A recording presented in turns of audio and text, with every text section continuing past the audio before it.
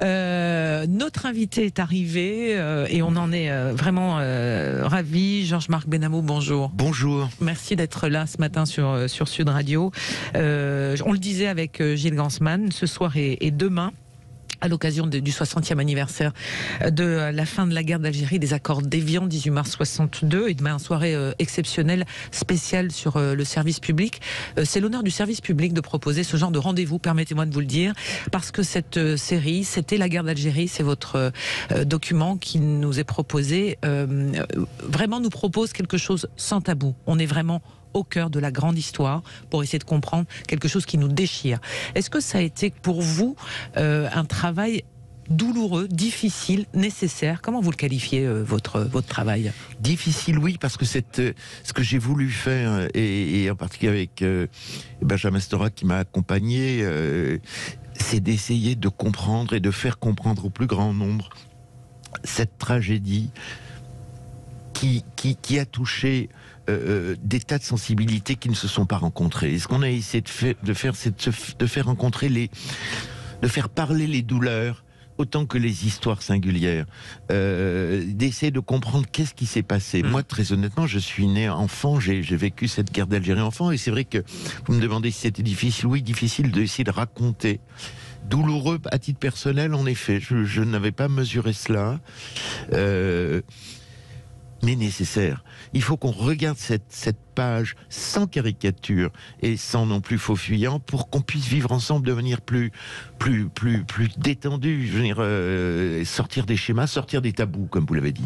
Alors on va écouter la bande-annonce, Gilles, et ensuite on reviendra sur la façon dont vous avez construit ces 5 épisodes, l'incroyable travail documentaire, ces archives colorisées, ces témoignages, ces archives d'interviews aussi que l'on découvre, en tous les cas pour cette partie-là de notre histoire. On écoute la bande-annonce de C'était la guerre d'Algérie, diffusée dès ce soir en 5 épisodes et demain sur France 2. Ça a commencé par le bruit de l'hélico. Ça tirait dans tous les sens et les balles se croisaient entre elles. Cette terreur que j'ai vue en Algérie, ces horreurs, c'est insupportable. Pourquoi faire tout cela ? La majorité de ma famille a été assassinée. C'est des choses très violentes. Je ne sais pas à quel moment j'ai pris conscience que j'avais perdu une jambe. La guerre d'Algérie. On devrait dire les guerres d'Algérie. Une guerre entre nationalistes algériens et l'armée française, bien sûr. Il parlait de terroristes, nous parlions de patriotes. Mais aussi une guerre entre Algériens. Celle qui opposa 2 mouvements indépendantistes rivaux et l'autre qui opposa les Harkis, ces musulmans pro-français, au Front de libération nationale algérien. Et puis la guerre franco-française qui commence à Alger en juin 58 par un grand malentendu. Je vous ai compris. Alors, je vous ai compris, quand vous dites je vous ai compris à 200 000 personnes, eux, ils comprennent qu'on les a compris. C'est tout cela, la guerre d'Algérie. L'histoire de 2 peuples déchirés un temps, mais liés à jamais par ce passé commun. C'était la guerre d'Algérie de Georges-Marc Benamou, racontée par Benoît Magimel. Pardonnez-moi, la voix de Benoît Magimel, la façon dont il raconte le texte et les événements, ça rajoute aussi à l'ampleur de la tragédie. C'est une idée de Catherine Alvarez, la patronne des documentaires de France Télévisions, et c'est une formidable idée. D'abord parce qu'il avait incarné un soldat, un appelé d'Algérie dans un film magnifique qui s'appelait L'ennemi intime. Et que quand je lui ai proposé, il a accepté tout de suite avec enthousiasme. Et ça a été véritablement, on a passé 8 jours à enregistrer ces 5 heures. 8 jours ensemble, à vivre ensemble la guerre d'Algérie. Ouais. Et c'est un formidable comédien, interprète, porteur d'histoire, qui amène sa sensibilité dans ce récit. Gilles. Oui, je voulais revenir sur ce qu'on a entendu dans la bande-annonce, toute la confusion sur le « je vous ai compris » de De Gaulle. Alors déjà, je voulais vous poser 2 questions. Est-ce que c'est une phrase qu'il avait travaillée ou c'est plutôt à l'instinct qu'il a dit cette phrase? Et pourquoi ce « je vous ai compris » a été si mal compris, justement? Je ne sais pas s'il l'avait travaillé, mais je pense que De Gaulle n'était pas un amateur qui improvisait une formule au dernier moment. si j'essaie de vous répondre. La deuxième chose, c'est, comme disait Mitterrand, cette fois, on ne sort de l'ambiguïté qu'à son détriment, et que c'est une formule extrêmement ambiguë, comme dit Jacques Pierre Jox dans le film. Si vous dites « je vous ai compris » à quelqu'un, il pense que vous avez compris, que les 200 000 personnes... Donc sur ce grand malentendu, il y a beaucoup de cynisme. Il y a beaucoup de cynisme, car on va découvrir que finalement, les gaullistes font un coup d'État quasiment, car le 13 mai qui porte de Gaulle au pouvoir est quasi un coup d'État, pour sauver l'Algérie française, disent-ils officiellement.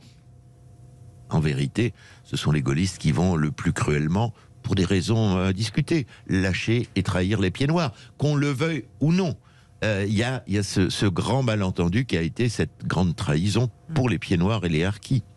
Georges-Marc Benamou, racontez-nous comment vous avez travaillé, depuis combien de temps, pour trouver toutes ces archives, les coloriser, en tous les cas les utiliser, ces archives d'interviews.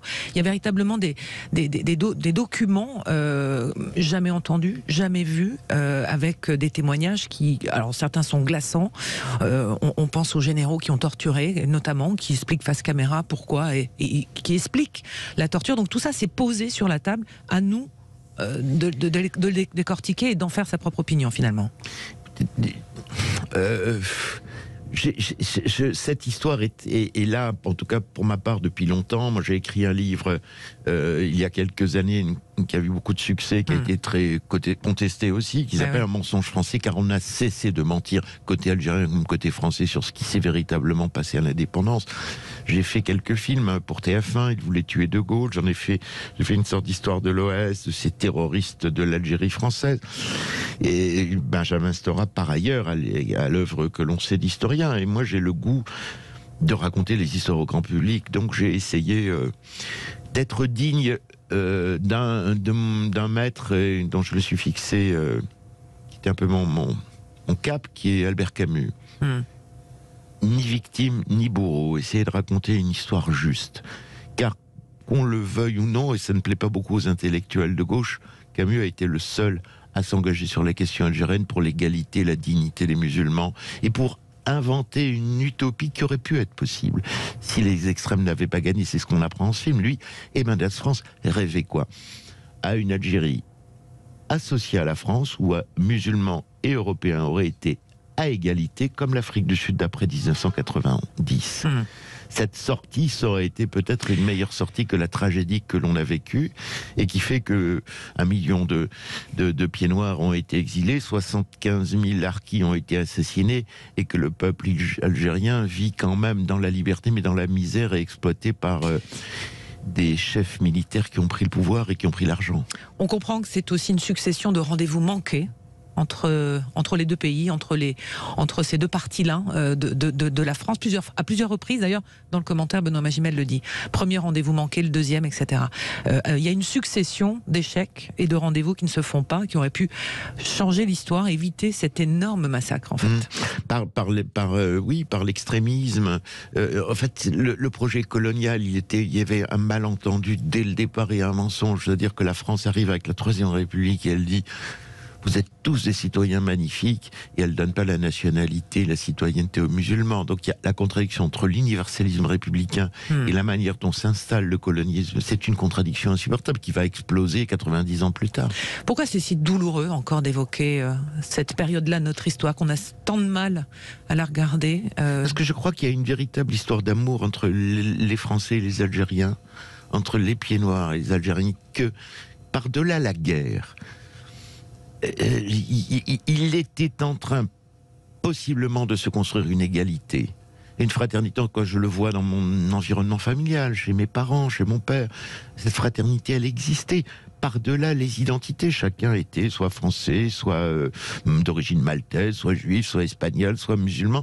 Cette fraternité, elle existait, commençait en tout cas dans les villes, pas dans les campagnes, à s'esquisser quelque chose, et ça a été une déchirure terrible par l'extrémisme humain. Gilles? Moi, je voulais savoir, Georges-Marc Benamou, quel regard vous portez sur ce qui se passe en Ukraine? Écoutez, on s'aperçoit que la guerre, elle est là tout le temps. Qui aurait pu imaginer que la guerre d'Algérie viendrait pour répondre dans des paysages qui ressemblaient à ceux de la Provence ou de la Toscane en Algérie? Qui aurait pu imaginer il y a encore quelques mois ce qui se passe en Ukraine? Oui. Et il y a quelque chose de comparaison n'est pas raison aussi de fratricide entre les Ukrainiens et les Russes. Qu'est-ce que vous espérez, Georges-Marc Benamou, à travers ces 5 documents pour le téléspectateur, qu'il soit descendant, en tous les cas qu'il ait été témoin, qu'il ait vécu ça ou pas? Qu'est-ce que vous avez voulu chercher? Qu'est-ce que vous espérez? Connaître cette histoire, la connaître par-delà les caricatures, qu'on soit descendant de Pied-Noir, qu'on soit un descendant d'Algériens ou de Harkis, ne pas vivre dans cette guerre civile qui se poursuit, dans cette guerre d'Algérie qui ne passe pas. Connaître avec plus de subtilité cette histoire pour pouvoir se retrouver. Car je pense qu'il y a une vraie amitié entre les peuples, sans confusion d'identité. Et savoir entendre la souffrance de l'autre tout en restant à sa place, c'est justement le contraire des discours de haine qui sont propagés. Il ne s'agit pas... les questions hier, elles se posaient, celles de l'islam politique, celles du terrorisme, toutes ces questions se posaient à l'époque. Mais avec nos valeurs françaises et notre lucidité, montrer qu'on est peut-être plus libre de regarder cette histoire que certains totalitaires de l'autre côté de la Méditerranée. Je ne parle pas des intellectuels, je ne parle pas du peuple, mais je parle d'un regard un peu trop politique et haineux de la France. Autrement dit, comprendre l'autre. Comprendre l'autre. Merci beaucoup Georges-Marc Benamou d'avoir été avec nous ce matin sur Sud Radio. Donc je vous recommande chaleureusement. C'est vrai qu'il y a de la concurrence ce soir, mais ça sera diffusé. On en a parlé tout à l'heure, mais ça sera en accès après sur la plateforme de France Télévisions. Mais je vous assure, c'est pas pour faire de la propagande, mais ça sera beaucoup plus intéressant que Monsieur Jadot ou Poutou qui vont nous parler 5 minutes chacun de l'Ukraine sur TF1. Donc je recommande de regarder France 2 ce soir et demain soir avec Benoît Magimel, des images colorisées. Et ça sera autre chose que les discours politiques un peu compassés qu'on risque d'entendre ailleurs. Absolument. C'est 5 épisodes, les 3 premiers ce soir, les 2 demain soir, avec un débat derrière. Absolument. Avec Benjamin Stora et d'autres invités. Merci à Sud Radio, merci à vous de cette écoute et de ce regard sur ce film important. Moi, je peux vous dire que c'est très important de voir ce film ce soir et j'en suis absolument Vous voulez que je trahisse un secret, Georges-Marc Benamou? Non. Vous voulez que je trahisse un secret? Ça va vous faire très plaisir. On s'est un peu parlé avec Christine avant l'émission et Christine a dit « je vais le montrer à mes enfants ». C'est un beau compliment. Ce soir, donc, l'Algérie française, l'insurrection et la sale guerre. Et demain soir, la bataille d'Alger et vers l'indépendance. Donc, ces 2 derniers épisodes. Merci beaucoup, Georges-Marc Benamou.